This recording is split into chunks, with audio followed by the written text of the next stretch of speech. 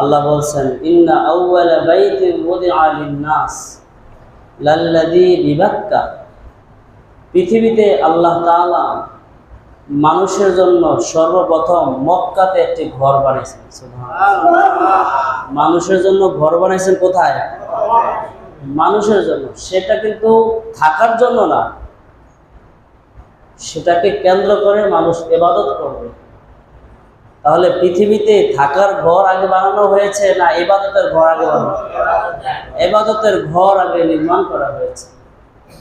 আল্লাহ তাআলা বলেছেন, ফিহি আয়াতুন বাইয়িনাত। এই কাবা ঘরের ভিতরে আল্লাহ তাআলার অনেক নিদর্শন আছে। ফিহি আয়াতুন বাইয়িনাতুন মাকাম ইব্রাহিম। কাবা ঘরের চতুর্পাশে অনেক নিদর্শন, সবগুলোর কথা বলা সম্ভব না। সংক্ষিপ্ত একটা নিদর্শন হলো মাকাম ইব্রাহিম। মাকাম ইব্রাহিম বলা হয় একটি পাথর, কোমর পর্যন্ত একটি পাথর উঁচা, কোমর পর্যন্ত উঁচা একটা কি পাথর।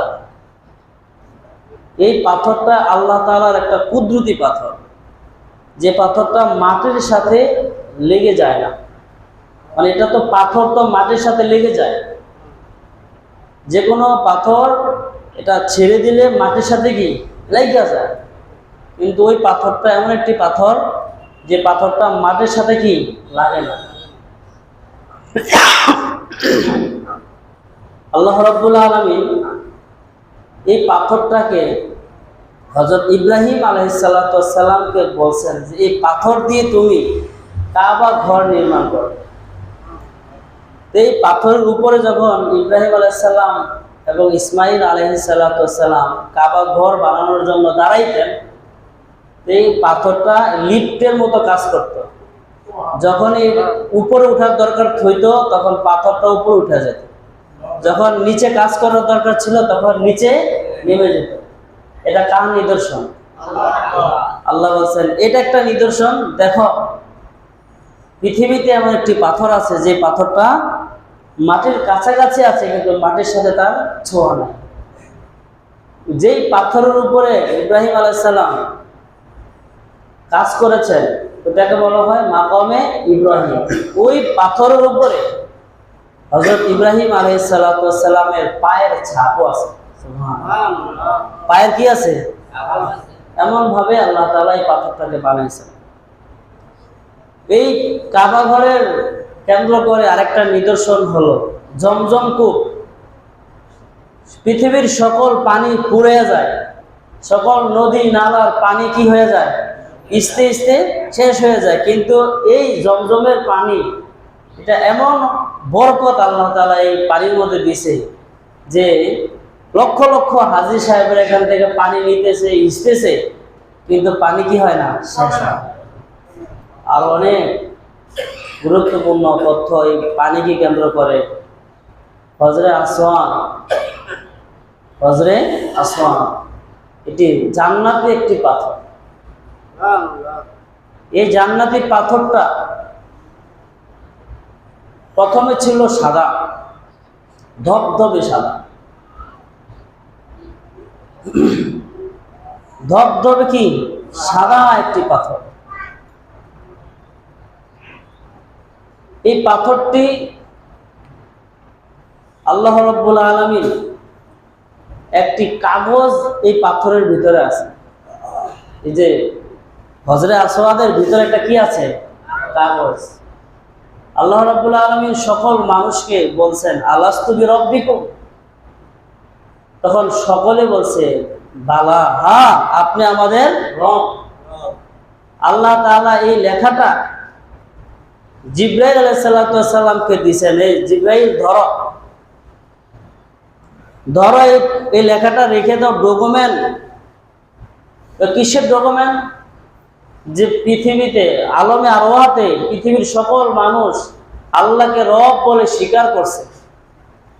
দুনিয়াতে এসে রব ভুলে যেতে পারে, মৃত্যুর পরও আবার তাদেরকে জিজ্ঞাসা করা হবে তোমরা কি আমাকে রব মানো? মানছিলা? তখন তারা অস্বীকার করতে পারে না, আপনার তো আমাদের রব না। আল্লাহ ওই লেখাটা লিখে রাখছে, লিখে ফেরেশতাকে দিয়েছেন যে তুমি রাখো। ফেরেশতা বলতেছে, আল্লাহ এই লেখাটা আমি কতদিন রাখবো? ওই লেখাটা অনেক দিন রাখতে হবে। যদি এটা হারিয়ে যায়? না, হারাইলে হবে না, এটা আমার ডকুমেন্ট, এটা আমার দরকার আছে। আমি যে রব তারা স্বীকার গেছে, এই লেখাটা আমার কি আছে, দরকার আছে। ফেরেশতা বললো যে আল্লাহ এটা তো হারিয়ে যেতে পারে, আমি কতক্ষণ রাখবো? তুমি যেহেতু এই লেখাটা হারিয়ে যেতে পারে, তুমি ভুলে যেতে পারো মনে হয়, তাহলে একটা কাজ করো, এই লেখাটা তুমি খেয়ে ফেলো। এই ফেরেশতা এই আল্লাহর ডকুমেন্টের বালা পৃথিবীর সকল মানুষ আল্লাহকে রব বলে স্বীকার গেছে, এই দলিলটা ফেরেশতাকে খেয়ে ফেলতে বলেছে, আর ফেরেশতা ওই দলিলটা খেয়ে ফেলছে। খাওয়ার সাথে সাথে ওই ফেরেশতাটা ধবধবে সাদা একটা পাথর হয়ে গেছে। সুবহানাল্লাহ। ধবধবে সাদা কি হয়েছে? পাথর। আল্লাহ তাআলা আদম আলাইহিস সালাতু ওয়াস সালামকে সৃষ্টি করে ওই ধবধবে সাদা পাথরটা আদম আলাইহিস সালামকে বলছে, এই পাথরটা তুমি রাখো। এই পাথরটা কি তুমি রাখো। তোমার কাজ হলো, ডিউটি হলো দুইটা, একটা হলো এই ধবধবে পাথরটা রাখবা, আর আরেকটা হইল ওই যে গাছ একটা আছে, ওই গাছের ধারে কাছেও যাইবা।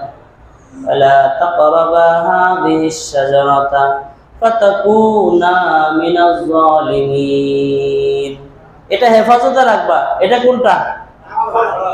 পাথর। ধবধবে কি পাথর রাখবা।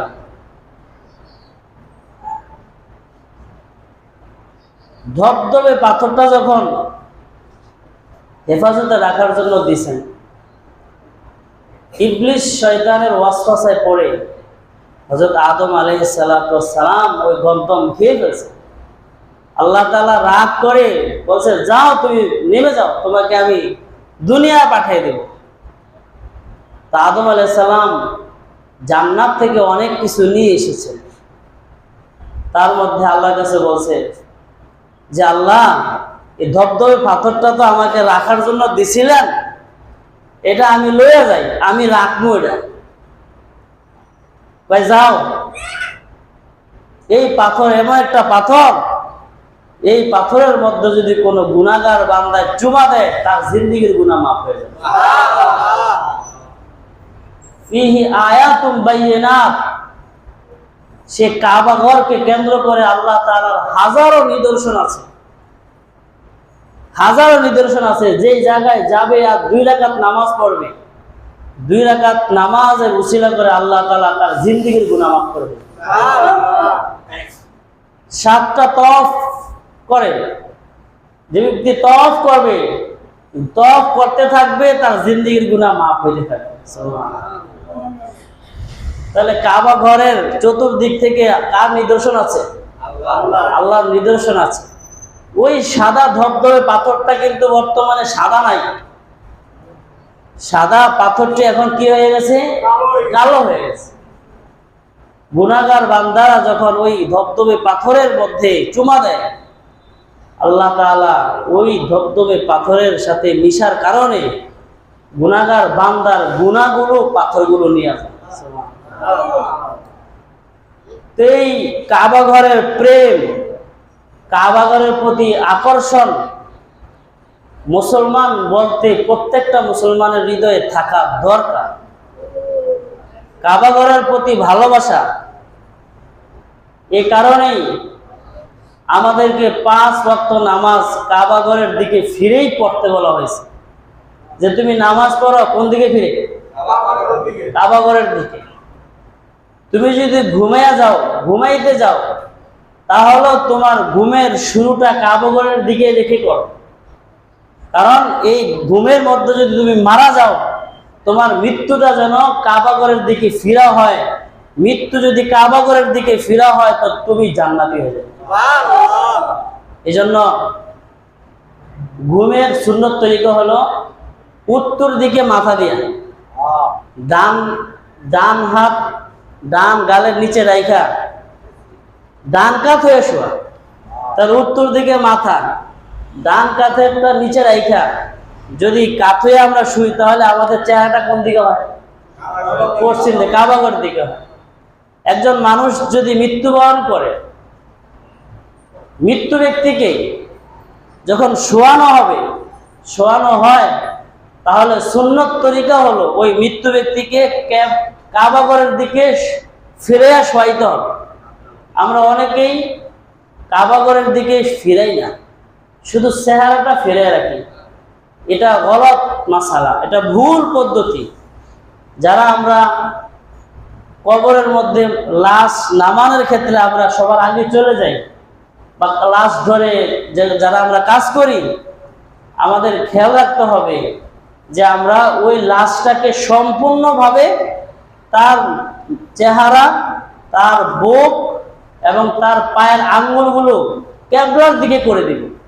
তো ক্যাবলার দিকে করে দিলে এই সুন্নত তরিকা হওয়ার কারণে আল্লাহ তাআলা খুশি হয়ে ওই কবরবাসীকে আল্লাহ তাআলা মাফ করে দিবেন। তাহলে কাবার দিকে একটা প্রেম আকর্ষণ আছে না নাই? এই জন্য কাবা প্রেমিকদেরকে বলা হয়েছে যে হে কাবা প্রেমিক, তোমরা কাবার দিকে ফিরে পেশাব করো। কারণ পেশাব এটা একটা নিম্নমানের আমল, জরুরত আমাদের সাথেই হবে পেশাব করা। তো আমরা পেশাব যেদিকে করি সেটা যেন কোন দিকে না হয়, এটা বেয়াদবি হবে। কাবা ঘরের সাথে বেয়াদবি করতেও আল্লাহ তাআলা নিষেধ করছে। কাবা ঘরকে পিছন ফেলে যদি কোনো ব্যক্তি পেশাব করে, সেটাকেও নিষেধ করা হয়েছে যে তুমি কাবা প্রেমিক, তুমি কাবাকে পিছ দিও না, কাবার সাথে তোমার মহব্বত রাখো, কাবার দিকে ফিরে নামাজ পড়ো, সেটাকে তুমি কি দিও না, পিছ দিও। কাবা প্রেমিকদেরকে বলা হয়েছে হে কাবা প্রেমিক, তোমরা ঘুমাইবা, কাবার দিকে যেন তোমাদের পাটা ছড়িয়ে না দেওয়া হয়। কাবার দিকে কি পা ছড়িয়ে দিলে এটা কাবার সাথে বেয়াদবি হয়। তাহলে আমরা চেষ্টা করবো আজকে থেকে কাবার সাথে কি রাখবো, মহব্বত। কাবা ঘরের সাথে মহব্বত রাখলে কাবা ঘরের মালিক খুশি হয়ে যাবে। কাবা ঘরের মালিক যদি খুশি হয় তাহলে আর কি লাগে। এজন্য প্রতি বছরই কাবা ঘরে লক্ষ লক্ষ মানুষ হজে যায়। ধন থাকলেই, সম্পদ থাকলেই মানুষ হজে যেতে পারে না। হজে সকলের কপালে হজ জুটে না।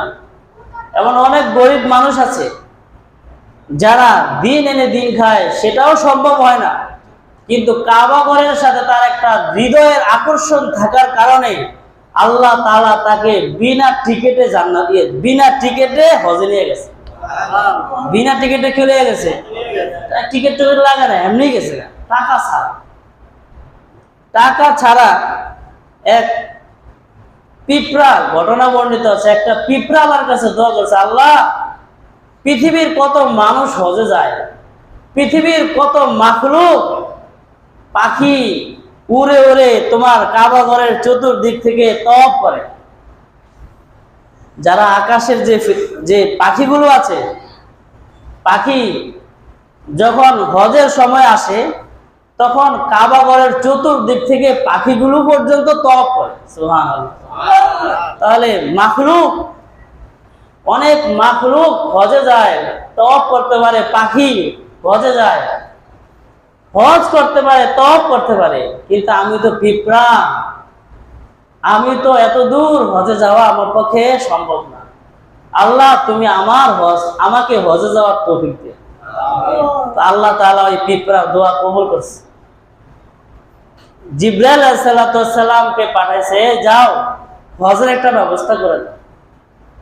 জিবরাইল আলাইহিস সালাম একজন পাখিকে বলছে, তোমাকে আল্লাহর একটা মাখলুককে হজে নিতে হবে, তাকে হজ সম্পন্ন করায়া তুমি আবার তাকে নিয়ে আসবা। ওই পাখিটা নিচে গেছে, বসছে, আর পিঁপড়াটা আস্তে আস্তে করে পাখির পায়ের মধ্যে উঠে তার শরীরের মধ্যে বসে গেছে। আর ওই পাখিটা কাবা ঘরের নিয়ে তওয়াফ করাইয়া আবার তাকে নিজের স্থানে পৌঁছে দেয়। এটা গেছে কি টাকার শক্তিতে না মহব্বতের শক্তিতে? অনেক এরকম বান্দা আছে যাদের টাকা নাই কিন্তু হজের মহব্বত, কাবা ঘরের সাথে তার একটা কি মহব্বত হয়েছে, হওয়ার কারণে আল্লাহ তাআলা তাকে হজের তৌফিক দান করেছে। হযরত আব্দুল্লাহ ইবনে মুবারক রহমতুল্লাহ আলাইহি, ওনার জামানায় উনি হজে গেছেন। কে গেছেন হজে? মন মানসিকতা আসেনি এখানে আমরা। হযরত আব্দুল্লাহ ইবনে মুবারক কোথায় গেছে? হজে গেছে। ওনার সাথে 1000 হাজী সাহেব হজ করতে গেছে। হজ শেষ করার পরে উনি একটু তন্দ্রা এসেছে, উনি ঘুমাইছে। ওনার ঘুমের কারণে ওনার ঘুমটা এসেছে, আবার ঘুমের মধ্যে স্বপ্ন এসে গেছে। হযরত আব্দুল্লাহ ইবনে মুবারক রহমতুল্লাহ আলাইহি, বিশিষ্ট মুহাদ্দিস, যুগশ্রেষ্ঠ আলেম, 1000 হাজী সাহেবদেরকে নিয়ে হজে গেছেন। হজের থেকে ফেরার সময় উনি স্বপ্ন দেখেছেন। দুইজন ব্যক্তি ওনার কাছে এসে জিজ্ঞাসা করলেন, একজন আরেকজনকে জিজ্ঞাসা করে যে, হে আল্লাহর বান্দা, এই বছর কয়জন আল্লাহর ঘরে হজ করার জন্য এসেছে জানোনি? আরেক ব্যক্তি উত্তর করলেন যে এই বছর 6 লক্ষ হাজী সাহেব হজ করতে এসেছেন। কয় লক্ষ? মাথার কাছে বসা ব্যক্তি জিজ্ঞাসা করলেন, তুমি কি জানো এই বছর 6 লক্ষ যারা হজ করতে এসেছে তাদের সকলের হজের কি অবস্থা? কার হজ কবুল হয়েছে, কার হজ কবুল হয় নাই, তোমার কি জানা আছে? পায়ের কাছে বসা ব্যক্তি বলে, হ্যাঁ, এই বছর যত 6 লক্ষ হাজী সাহেব হজ করতে কাবা ঘর জিয়ারত করতে এসেছে কারো হজই কবুল হয় নাই। তবে আল্লাহর এক বান্দা সিরিয়ার জমিনে আল্লাহর এক কাবা প্রেমিকের কারণে এবছরের 6 লক্ষ হাজী সাহেবের হজ আল্লাহ তাআলা কবুল করেছেন। 6 লক্ষ কারো হজ কবুল হয় নাই, কিন্তু সিরিয়াতে একজন ব্যক্তি আছে, ওই ব্যক্তির কারণে এই 6 লক্ষ হাজী সাহেবের হজ কি হয়েছে? কবুল হয়েছে। আব্দুল্লাহ ইবনে মুবারক ঘুম থেকে জেগে গেলেন। জেগে 1000 হাজী সাহেবের কাফেলাকে বললেন, তোমরা নিজ গন্তব্যস্থানে চলে যাও, আমার একটু কাজ আছে, আমার তথ্য জানতে হবে। 6 লক্ষ হাজী সাহেবের হজ কবুল হয় নাই, কিন্তু একজনের কারণে যে কবুল হলো সেই ব্যক্তির সাথে আমাকে একটু সাক্ষাৎ করতে হবে। আব্দুল্লাহ ইবনে মুবারক স্বপ্নের মাধ্যমে জানতে পারলেন ওই ব্যক্তি সিরিয়ার বড় মসজিদের সামনে মুসির কাজ করে। কি কাজ? সিরিয়ার বড় মসজিদের সামনে মুসির কাজ করে। আব্দুল্লাহ ইবনে মুবারক সিরিয়া শহরে বড় মসজিদের সামনে গিয়া দেখেন একজন দাড়িওয়ালা, টুপিওয়ালা, সুন্নতি লেবাস পরনেওয়ালা একজন ব্যক্তি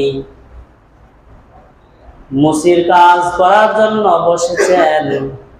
আব্দুল্লাহ ইবনে মুবারক জিজ্ঞাসা করলেন, ওগো আল্লাহর বান্দা, আপনাকে তো মনে হয় আমি হজে দেখেছিলাম। আপনাকে আমি কই দেখছিলাম? আপনাকে মনে হয় আমি দেখছিলাম। আপনি কি হজে গেছিলেন? ওই মুসি বলতেছে, না, এই বছর আমি হজে যাই নাই। কয় না, আমার সাথে তো আপনার মনে হয় দেখা হয়েছে। কয় জানি না কি হয়েছে, এবছর যত হাজী সাহেব হজ করে এসে আমার সাথে দেখা করে সবাই বলে আমি নাকি হজে গেছি, আমার সাথে নাকি তাদের দেখা হয়েছে। এক ব্যক্তি এসে আমাকে একটা টাকার পুটলি দিছে, একটা টাকার কি দিছে, পুটলি দিয়ে বলছে যে ভাই আপনার না আমার লগে দেখা হয়েছে। ও কি কি বলেন? হ্যাঁ, আপনি তো আমার এই টাকার পোটলাটা দিছেন, হজের মধ্যে দিয়ে আপনি কই গেছেন? টাকার পোটলা দিয়ে আপনি গেলেন, গিয়ে নিয়ে পাই না আপনার এই ধরেন আপনার টাকার পুটলি নেন, এটা আপনার, আপনি আমারে দিছেন। এখন উনি তো অবাক, তো ভাই আপনার কাহিনীটা কি? যে আপনি হজে যান না, কিন্তু আপনার হজের উসিলা করে এবছরের 6 লক্ষ হাজী সাহেবের হজ কবুল হয়ে গেছে। তখন ওই মুসি ব্যক্তি বলেন, আল্লাহর বান্দা, আমি তো এই বছর হজে যাই নাই, আমি এই বছর হজে যাওয়ার নিয়ত করেছিলাম কিন্তু যাই নাই। আসল কাহিনী হলো, ছোটবেলা থেকেই দেখি সকল মানুষ যাদের ধন সম্পদ আছে তারা হজে যায়, হজের সরসামান তৈরি করে, আর আমার মধ্যে একটা লোভ তৈরি হয়ে গেছে, আল্লাহ যদি আমাকে হজে যাওয়ার তৌফিক দিত। কিন্তু আমি যে ছোট কাজ করি, এই ছোট কাজ করে টাকা ইনকাম করে সেটা দিয়ে হজে যাব, সেই তৌফিক তো আমার নাই। তারপরও আমি আরো কয়েক বছর আগে আমার একটা চিন্তা করলাম, আমি যা ইনকাম করি সেই ইনকাম থেকে 3টা ভাগ করে, কয়টা ভাগ? 3টা ভাগ করে, একটা ভাগ আমার ফ্যামিলির জন্য, আরেকটা ভাগ আমি আল্লাহর রাস্তায় দান করি, আর আরেকটা ভাগ আমি রেখে দিই। যখনই টাকা হবে, জোগাড় করে টাকা হবে, তখনই আমি কাবা ঘরে হজে যাব। কাবা ঘরের মহব্বত, এই জন্য টাকা কিছু কি রাখছি, জমে রাখছি। অনেক মানুষ আছে টাকা ওভার ব্যাংকে লক্ষ লক্ষ টাকা, কিন্তু হজে যাওয়ার কি নাই, তৌফিক দেয় না আল্লাহ। আল্লাহ কয় তোর টাকা হয়েছে কিন্তু তোর কবুল করি নাই। যারা কাবা ঘরে যায় তারা হলো আল্লাহর মেহমান, আল্লাহর কি মেহমান। আর আল্লাহর মেহমান তো আল্লাহ সবাইকে দাওয়াত দেয় না। টাকা হলেই তো টাকাওয়ালাকে আল্লাহ মহব্বত করে না। কাবা ঘরকে যদি আমরা মহব্বত করি, কাবা ঘরের প্রেম আর ভালোবাসা যদি থাকে, তো কাবার মালিক খুশি হয়ে আপনাকে আমাকে একদিন না একদিন কাবা ঘরে নিবে। বাস্তবে না হইলেও কমপক্ষে স্বপ্ন যুগ হইলো আপনাকে আল্লাহ তাআলা কাবা ঘর নেন। অনেককে স্বপ্নও নিছেন, অনেক আল্লাহর বান্দাদেরকে স্বপ্ন নিছেন। তো বলতেছিলাম আব্দুল্লাহ ইবনে মুবারক মুসিরে যায় কয় কি আসছো, ঘটনা না কয় টাকা কিছু জমাইছিলাম, বিবিরে বললাম যে আমি হজে রওনা দিলাম, টাকা যা আছে আছে, যাওয়ার মতো হক আছে। কোরআনে কারীমে আল্লাহ তাআলা বলছেন, ওয়ালিল্লাহি আলান নাসি হিজ্জুল বাইত মান ইসতাতা ইলাইহি সাবিলা। যার হজে যাওয়ার, কাবা ঘর জিয়ারত করার সামর্থ্য আছে, ওই ব্যক্তি যেন হজে যায়, তার উপরে হজ করা ফরজ। হাদিসে রাসূল সাল্লাল্লাহু আলাইহি ওয়াসাল্লাম বলেছেন, ইয়া আইয়ুহান নাস, হে মানুষেরা, ইন্নাল্লাহা কাতাবা আলাইকুমুল হজ্জা, নিশ্চয়ই যারা ধনী তাদের উপরে আল্লাহ তাআলা হজ ফরজ করেছেন। ফাহাজ্জু, অতএব তোমরা হজ করো।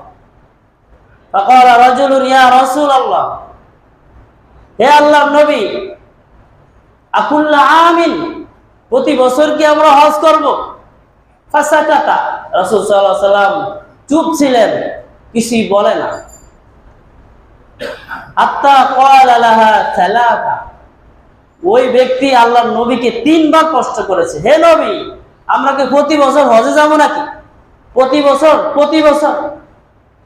আল্লাহর নবী চুপ ছিলেন, কিছুক্ষণ পরে বললেন, লাউ কুনতু নাম, আমি যদি বলতাম হ্যাঁ তোমরা প্রতি বছর হজে যাও, তাহলে লা ওয়াজাবাত, তাহলে প্রতি বছর হজ করা তোমাদের উপরে ওয়াজিব হয়ে যেত। লাম্মাস্তাতাতু, তোমরা তো প্রতি বছর হজ করতে তোমরা পারবা। এজন্য প্রতি বছর হজ না, হজ জীবনে কয়বার? একবার। রাসূল বলেছেন, মান আতাকাল হাজ্জা, যে ব্যক্তির হজ ফরজ হয়েছে, যার হজ করা যার উপরে সমর্থবান হয়েছে, ফালাম ইয়াহুজ্জা, কিন্তু সে হজ করে নাই, সাওয়াউন আলাইহি মাতা ইয়াহুদিয়ান আও নাসরানিয়া, যে হজ ফরজ হয়েছে কিন্তু হজ করে নাই, ওই ব্যক্তি ইহুদি বা খ্রিস্টান হয়ে মারা যাক, তাতে আমার কিছুই আসা যায়। তাহলে যারা হজ ফরজ হয়েছে তাদের জন্য সতর্ক বার্তা, আপনাকে হজ করতে হবে, দেরি করে না, খুব তাড়াতাড়ি আপনাকে হজ করতে হবে। কারণ যার সামর্থ্য আছে, হতে পারে একসময় সে ফকির হয়ে যাবে। যার সামর্থ্য আছে, অনেকে আমরা চিন্তা করি হজ আমরা করব, তাহলে রিটায়ার্ড হয়ে এলো, হজ আমরা করব, একটু বয়স হয়ে এলো, হজ আমরা করব, তো মেয়েটার বিয়ে শাদী দিয়ে এলো, হজ আমরা করব, ছেলে মেয়েদেরকে জায়গা সম্পত্তি সব লিখে দিয়ে নেই।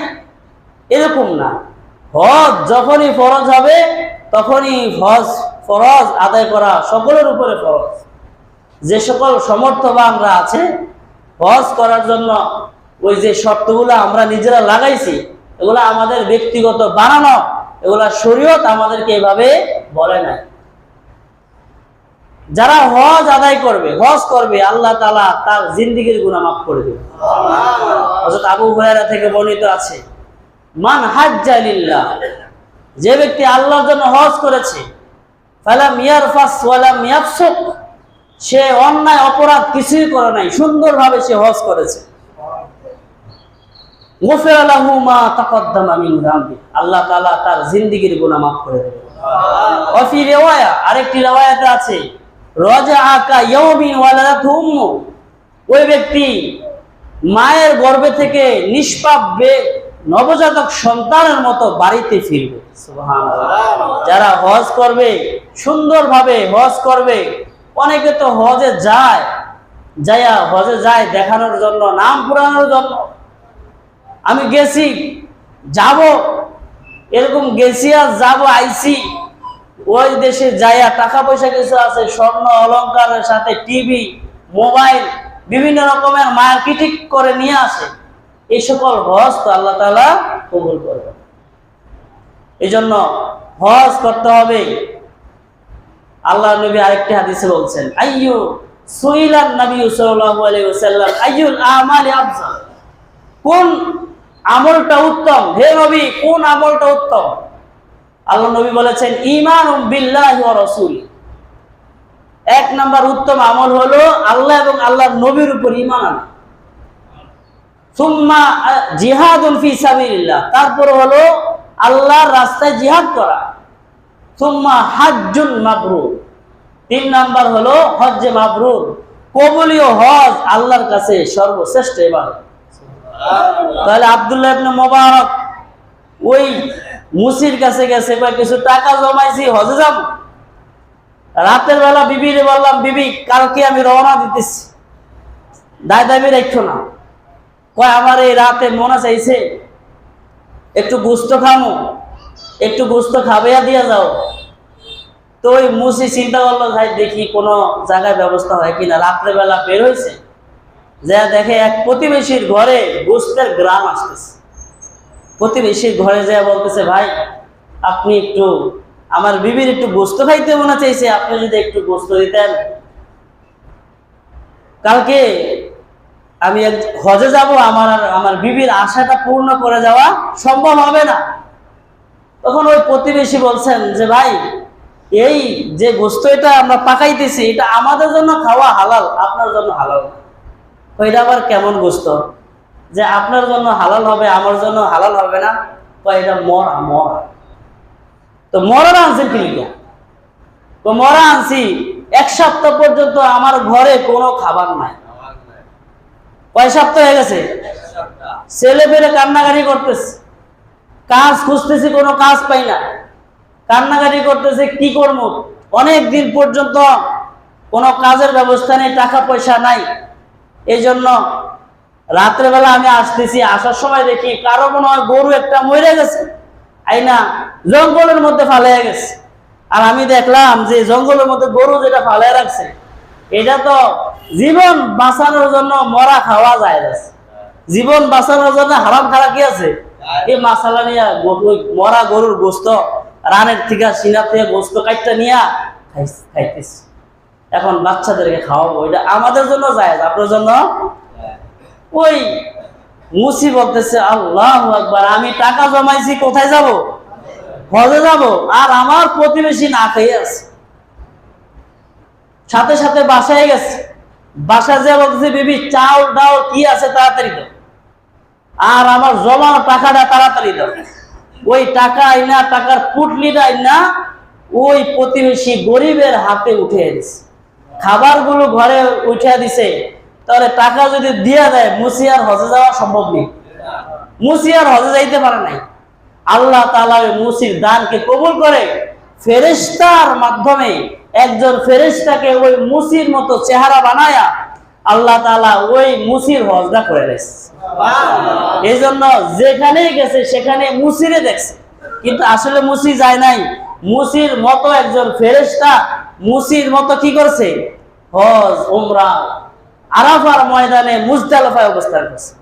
এই জন্য হজে আমরা অনেকের তৌফিক আছে, টাকা আছে, যেতে পারি না, কিন্তু যাদের দিল কাবা ঘরের সাথে সম্পর্ক আছে তাদেরকে আল্লাহ তাআলা কোনো না কোনো ভাবে লয়ে যায়। এই জন্য দিল রাখবো কার সাথে? কাবা ঘরের সাথে একটু সম্পর্ক রাখি। যাদের তৌফিক আছে এখন থেকে নিয়ত করি, ইনশাআল্লাহ আমরা এই বছর না পারলে আগামী বছর আমরা কোথায় যাব?